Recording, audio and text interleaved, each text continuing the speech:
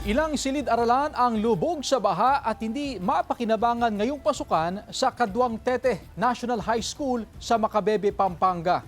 Yan at iba pang balita sa pagtutok ni CJ Torida. Baha ang sumalubong sa unang araw ng pasukan sa isang paaralan sa Macabebe, Pampanga.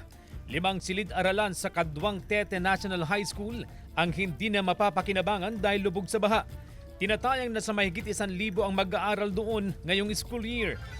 Humingi na ang pamunuan ng paaralan ng karagdagang classroom sa LGU at national government. Sa ngayon, nagpapatupad muna ng shifting dahil sa kakulangan ng classroom at dami ng mga estudyante.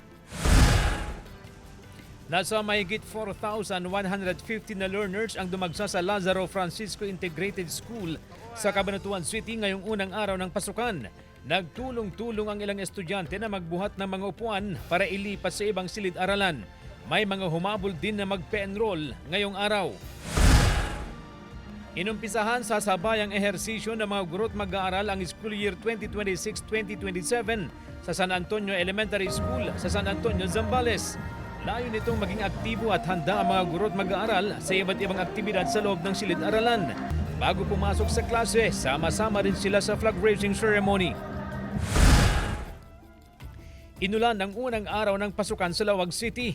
Kanya-kanyang bitbit na payong ang mga estudyanteng pumasok ngayong hapon. Sa Ilocos Norte National High School, mahigit 3,800 ang enrollees ngayong school year. Madadagdagan pa raw ang bilang dahil marami pa ang humahabol sa enrollment. Dagsarin ang mga nagbalik eskwela sa iba't ibang paaralan sa Isabela ngayong araw. Handa na raw ang mga pamunuan ng mga paaralan sa pagpapatupad ng 3-term school calendar. Mahigpit ang pagbabantay sa seguridad ng mga pulis at force multipliers, kabilang ang mga opisyal ng barangay. CJ Torida, One North Central Luzon.